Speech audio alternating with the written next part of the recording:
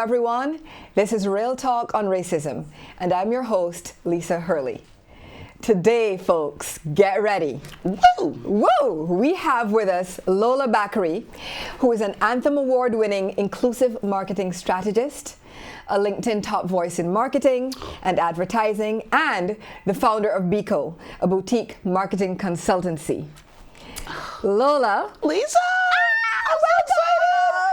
Welcome. Meeting my online heroes in real life. Isn't this It's amazing. wonderful? It's wonderful. And let me just be honest, right? So I had a whole nother interview planned. I had a whole nother set of questions. Really? And then you went with your Black woman excellence and wrote a magnum opus. Oh, wow. A magnum opus. You're too kind. Of an article for Harvard Business Review. It is titled, How Black Women Can Navigate Pay Gap Gaslighting. And when I saw that, I was like, oh, I guess this is what we're going to be talking about. I'm here for it. Because you laid it all out. So my first question is, how did that even come to pass? You writing this article. So I think it's important that we tell people the real story of how these things get done. Yes, so I am going to tell you the real story. Give us there's the backstory. How I came up with the article, but then there's also how did I get past that gate.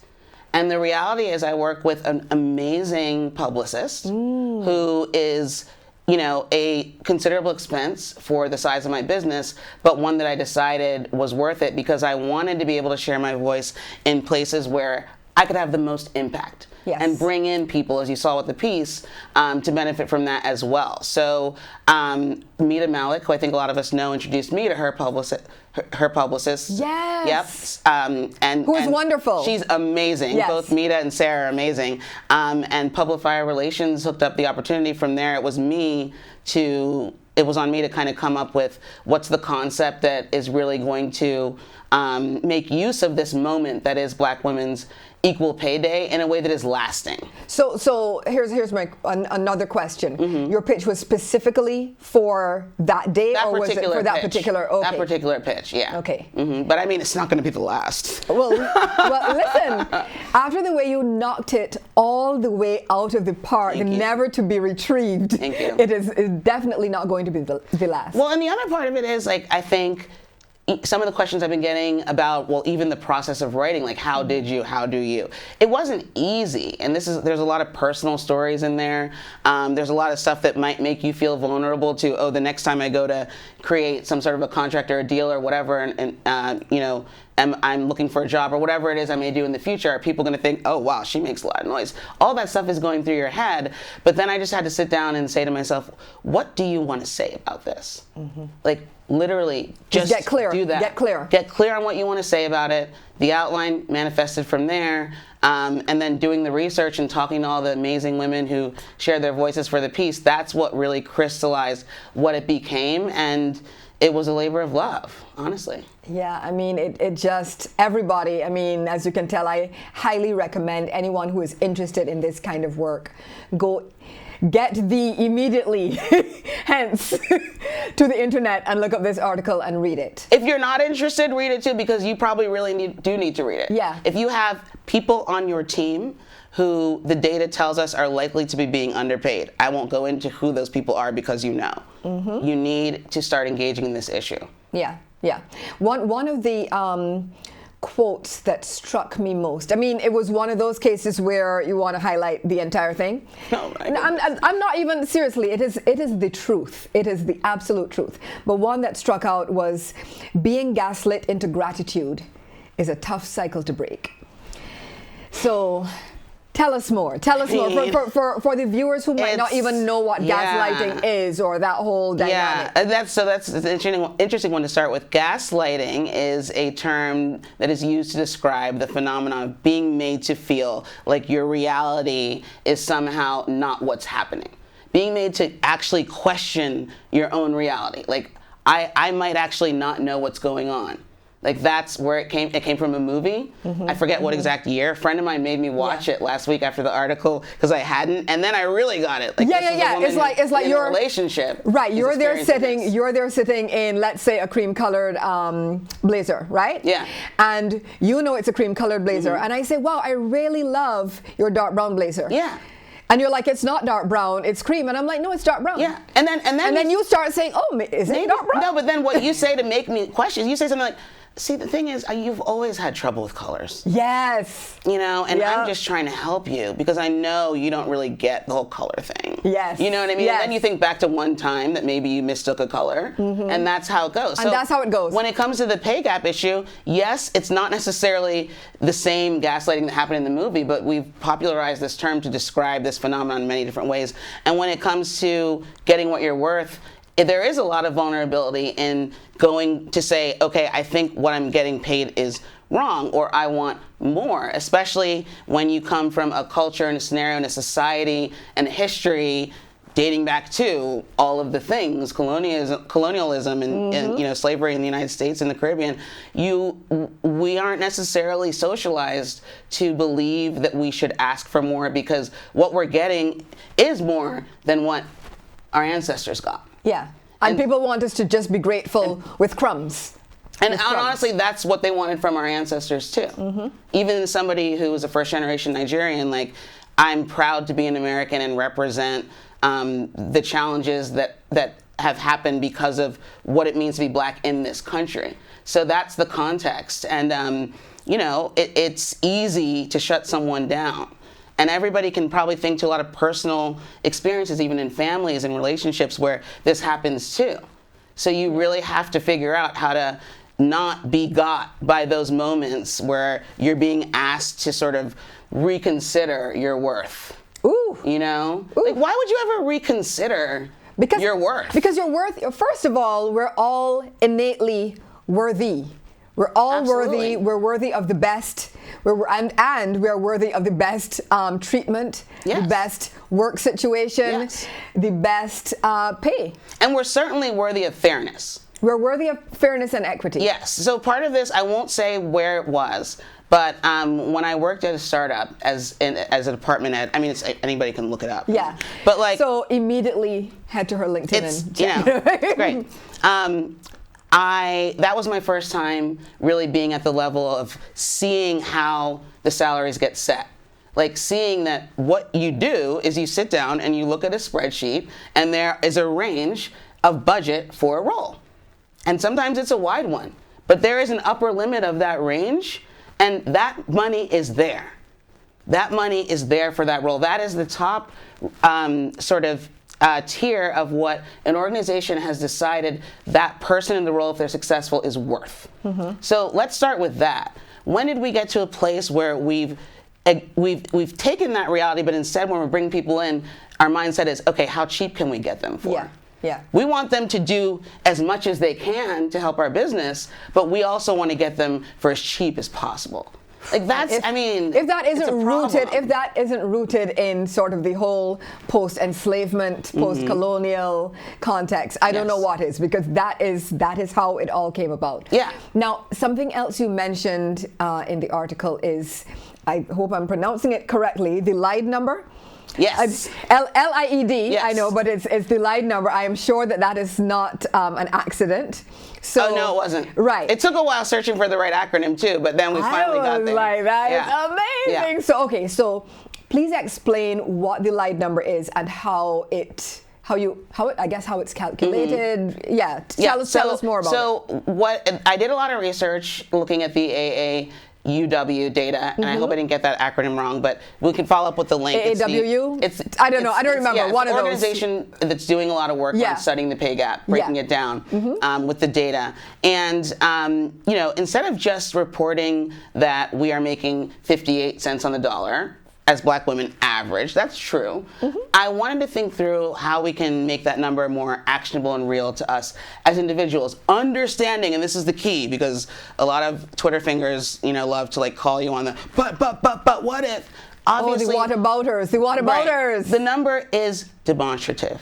It's meant to give you a number that's based on what you've earned, should that 58 in the dollar average have been true for an individual? And there's so many interdependencies that obviously we all know that's not going to be the case. Like, my pay gap isn't going to be exactly 58 cents of all, if I did that math, which the LIDE formula helps you do, it's not going to come out clean, but it is going to give me something to understand there's a heft to the reason why I need to take the risk and do this. Most importantly, for the women coming up behind you. Right? So it's not like you're going to go in and say, well, I did the math and I have this formula and this is how much I have lost out on my career. It's not that. We could probably create some sort of algorithm. That would be an entire probably year of a scientist. That's a whole nother, yes, exactly. Working, right? So it's not that, but it gives people a sense of their lifetime earnings deficit. And that's the reason why this issue matters so much. Every year we work, that compounds, right? And so we want to make sure, especially women who are getting their first jobs, think about all this and make sure that package is at the high end of the range that it could possibly be, because it all starts from there. So that's the idea. And I had a woman, this really touched me. This was probably the moment that made me so glad that I did this. A woman I didn't know commented on one of the LinkedIn posts going around and said, wow, reading this made me understand that I actually have a point and that I'm not asking for too much like everyone at my work has been trying to convince me. And I'm going to keep going for it. And that's the gaslighting that you've spoken about before, where they literally will, there is data that says there's a pay gap, the 58 cents that you're referring to, right? And companies will still try and gaslight employees into saying, but no, it doesn't really exist. And no, there's no budget. And right, if you don't want to believe it, fine. But all we're saying functionally is that you have your range. And if I'm doing well, then I want to be at the highest end of it. You don't have to believe in the reality of the facts at all. But what you need to do is get that money. Do the right thing. Right, get that money and give that money, because you have it, and there's no reason why someone with a great performance rating shouldn't be at the higher end of the range, Agreed. So that's that. Well, that brings me to another question, which is, what can allies do? What is the role of allies when it comes to the whole? Please take a sip of water, because this is gonna, right? Or shall we call it tea? Shall we call it tea? What is the role of allies? Iced tea. We're serving it chilly and cold. Yeah. What should allies do when it comes to pay equity? I always say ally is a verb. So being an ally involves some kind of action. What do they need to do? And I love that, because the way I think about it is someone committed to the practice of allyship. I actually have a workshop I created around this. And so if you are practicing allyship, it starts with your sphere of influence. What can you as an individual do to solve this problem for the people in your closest proximity, the systems in your closest proximity? And for most people, if we think about who we're talking to on a LinkedIn, for example, these are people who have teams reporting to them. Awesome. Start inquiring about what the gaps are on your team. Like, stop letting the sort of corporate side of solving these problems, which is important, and the systems need to be changed. That's great. The top-down solutions hopefully will come. But even you, as a manager, if 2 people report to you, you have the power to go say, okay, I know this was the percentage increase we were looking to do this year, but here's all the data on the pay gap for women, Black women, whatever, Asian women. And actually, it's worse for Hispanic women and Native American women than even Black women. So you can look up that data. But so how can you solve that problem for your employee and be the one who's willing to take the risk to bring it up? And that's hard, because we all have responsibilities. Nobody wants to put their career at risk. But when you do get some level of power to be able to advocate for someone else, I believe it's a risk that you have to take, really, if you want to sleep at night, And I think that companies are starting more and more to value the importance of this discourse, because there's a risk to not having the discourse. Nobody wants to be called out. Nobody wants to be called out. And we have the power to do that. We do. And speaking of calling people out, now, You recently attended the Cannes Festival of Creativity. I did. Right? Sounded amazing. Amazing. And so, of course, you know, I am always kind of like entranced by your content and everything that you do, everything that you write. It's true. And so, but I noticed that one of the things you posted was that there was a talk about equity featuring an all-white panel. I mean, this happens, and I'm not going to get into details. You know, the important thing, one thing I want to mention is I had a great experience at Cannes. Yes. You know, and I think that more so than most conferences and festivals, that team is committed to figuring out how to balance these skills and level the playing field and create solutions. And they would tell you the same. They are disappointed when they observe programming that doesn't represent the full sphere of diversity that it should, especially on an issue like equity. So for me, if we're talking about equity for women, you can't have a cast of all white women. Like, it's just, and I get that, you know, people ask questions like, well, where do we draw the line? Does it always have to be a percentage representative of the population? But it's like what they say about watching certain things people watch. You know it when you see it when it's right. So let's not like get this issue confused by all the obfuscations. Thank you. Obfuscations. Yes. Thank you. That happen when we start questioning these like details of, well, how should we fix it? What you need to do is fix it when it looks off. And I don't know how that doesn't look off. And I'm always happy to call out when it looks off. It looks off. That's it. And so, I think the thing that one of my friends, who I think you know, Walt Gear, does, right? So I love this about Walt. If he's going to a conference and you don't have whatever the percentage is, I think it's 15% of black speakers represented, he will not lend his voice to that conference. I love that. I'm pretty sure I was invited to speak at a conference last year because of that. You know what I mean? So, I mean, I don't know, but I got the call after he said that. So, like, these are the things that we can all do, and there's no reason why allies can't do what Walt is doing. There's no reason why. The thing is I feel like so Walt is black, phenotypically black person, and I do see a lot of support among the black community, the black LinkedIn community in particular. I don't see it as often across racial phenotypes, shall we say? And we're working towards that. It's unfortunate. There are a few standouts, you know, but I can think of a few. But what we want to do is normalize this behavior by creating accountability for not adopting the behavior. So there's always going to be the gems of the world, and that's not what I'm asking anyone to be. I just want there to be new rules and standards of how we behave and conduct ourselves. New sort of cultural code to what it looks like to have a conference that is really adding value. And if you don't, then don't bring up the topic. Go talk about something else. You know what I mean? Let us know how you really feel. And that's one side of the issue. The other side of it is, of course, and a lot of people talk about this, we also can't have a situation where you only care about representation on your stage when it's a topic about equity.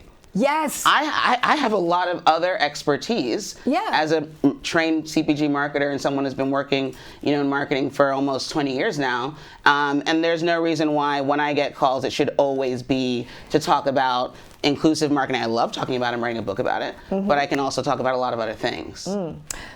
You're writing a book about it? Well, I am. Do tell. Oh I didn't mean to slide that in there. No, that's fine. I mean, it's funny. I wanted to get there. Yeah. So here we are. Yeah, right? I mean, this is the golden age of opportunity for everyone. That's the one thing I want folks to know. If you have an idea that you want to put in some sort of medium that felt inaccessible to you, now is the time to do it. So because I was on the LinkedIn top 15 voices in marketing and advertising list, a publisher from, an editor, an acquisitions editor from Kogan Page saw it and reached out and basically pitched the idea of doing a proposal. Okay, don't you just love that? Where you get to the point where they're pitching you? Isn't that wonderful? It's pretty awesome. Like you put in the work. You put in the work. It's still going to be work. Someone's going to need to write it. I mean, the work to get to the point. Right. where the opportunities are flowing toward you, Yes. as opposed to you having to do that hard scrabble through Yeah. the grit. And you never know when it's going to happen. That's another important point for everyone. Like, I started independent consulting 7 years ago. I branded my business and started creating sort of tangible thought leadership swim lanes and sort of content around inclusive marketing and advocacy for women and helping women be heard and all these sorts of things, advocating for women in marketing. But it wasn't until the 6th year that these things started to happen. And I'm not saying everybody should wait that long. There are a lot of reasons why it took that long for me. But yes, it feels good when things start to crystallize. And as Black women especially, we need to be able to not stand in our own way when that happens, because that's also one of the challenges, to really believe that you're worthy of it. So writing the proposal was tough, because it's like, it is that like, oh my God, am I really doing this? Am I really doing it? Are they going to say no? And like, you're thinking about that instead of writing the proposal. You know what I mean? Imposter syndrome has you in a chokehold, right. Or self-doubt. Or self-doubt. That's the way there's that piece in also HBR that Ruchika Tulshyan and Jodi Ann Peterson wrote about how we need to stop telling women they have imposter syndrome. Very true. Right? Because it's like, we don't need to call it this crazy thing that like is like, you know, you might need some sort of treatment. It's more like, oh, I'm doubting myself, and that's a very common human thing. So through that self-doubt, but the nature of your question, so the book is happening. The proposal was accepted. It'll be published in July 2023, and Amazing. The concept is responsible marketing: how to create an authentic and inclusive marketing strategy. I love that. I'm really excited about it. So brands doing well and doing good. That's it. Love it. And marketing leaders, even at the level of like, the vision I'm most excited about is somebody who has, I don't know, a chain of grocery stores in like Ohio, who has a marketing budget, who's never thought about whether they could engage at that level, and they see the Pepsis and the cities doing it, figures out a way to create an inclusive marketing strategy that actually drives their business more than what they were doing before, because it will. Right. If they do it right. Right. And the book will explain the book how. will help them do that. Yes. So stay tuned, folks. Stay tuned. Thank you, Lisa. You're so sweet. So switching gears slightly, a topic that has been swirling around on LinkedIn lately is whether or not justice should be part of DEI work. Should it be JEDI or DEI, J, whatever. So I want to know what your opinion, if you have one. Honestly, I hadn't heard that, but of course I have an opinion. Yeah. Yeah, there's been a lot. I mean, you know, Tell me a little bit more, like especially for people who haven't heard. Basically, how do I put this? Basically, the thinking is that justice is too big of a topic to be included in DEI. Oh. Okay. Does that give you enough? Yeah. All right, there you go. And Here's go. Thank you. Okay, so my interpretation of it, just hearing Yeah, absolutely. I love it, and here's why. It's the potential forcing function for the accountability we so need. Because you can try to create diversity in an organization, you can try to further equity, you can try to support inclusion, but if you're not creating checks and balances that sort of formalize consequences for behaviors among managers and whomever, employees that don't adhere to those goals, then there needs to be justice. Yeah. And I love the idea of forcing people to think about how do we do things right in a way that isn't about intent. That's to me one of the biggest challenges. Now I'm an inclusive marketing strategist. Like I talk about these issues through the marketing lens. There are plenty more better, well-heeled people than me to come in and talk to you about your overarching corporate DEI strategy. But from reading and listening to those people, what I've come to understand is that there's a lot of talk about, well, people didn't mean it. And then that idea of, well, if their intention was good, then there don't need to be consequences, really needs to be disrupted. Yeah. I could have not intended to do any harm when I ran a red light and struck someone down, but I'm still gonna go to jail. You know what I mean? Yeah. You can't just say There's going to be consequences and repercussions. and I don't know, maybe a lawyer would say, well, no, we can get you off. So maybe that was a bad example. But like at the end of the day, we know we need consequences for actions if change is going to happen. Because like we said at the beginning of this conversation, not everybody is going to be a Mother Teresa, and we shouldn't have that expectation that people are going to do things out of some sort of altruistic desire to be good. I don't even expect that for myself, quite frankly. I just know that being good produces better results for me and everybody else around me. And when everybody else around me has better results, everything is better for me. So you can have a very... It's symbiotic. Yes. You don't have to be an altruist to believe in this stuff. Yeah. I I love hope that didn't sound bad, but it's true. No, not at all. So we're unfortunately almost coming to the end. Almost coming to the end. And we are here shooting in Princeton. And I love it. We're here shooting in Princeton, and a birdie told me, a little birdie whispered to me, that Princeton has a very special meaning to you. It's very resonant for you. So please share that. So from the age of 14 to I guess 18, whenever you graduate from high school, I went to school down the road. I was a boarder at the Lawrenceville School, one of the Northeast's most lauded preparatory institutions, and I had an amazing experience. I also had a very challenging experience being a black woman of few, being a woman of size of few, and being in this environment where the norm was, blonde hair, blue eyes, athletic sort of thing. And so I experienced a lot growing up that maybe I wasn't even aware of it then, may have had some impact on my interpretation of my self-worth. And so being here is interesting. It's it's at once there are a lot of mixed emotions, but it does feel somewhat triumphant that there's a lot I've worked through since being that 18-year-old who, didn't really have someone to take to prom. You know what I mean? So like, I think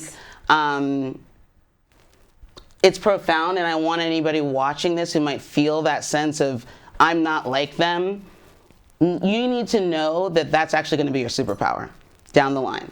And I mean, I had parents who were willing to invest in giving me the best of everything education-wise, and that has paid off so much. So, and I love my parents. So the challenges of that experience were not outweighed by the good that came out of it and the amazing friends I made there. It does make being here weighty, for sure. Wow. Well, thank you.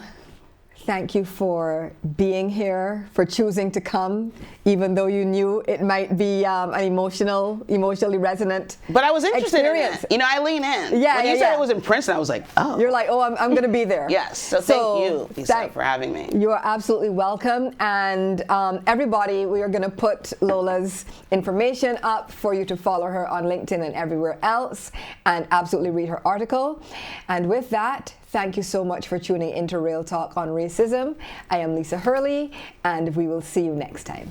Bye, everybody. Until next time.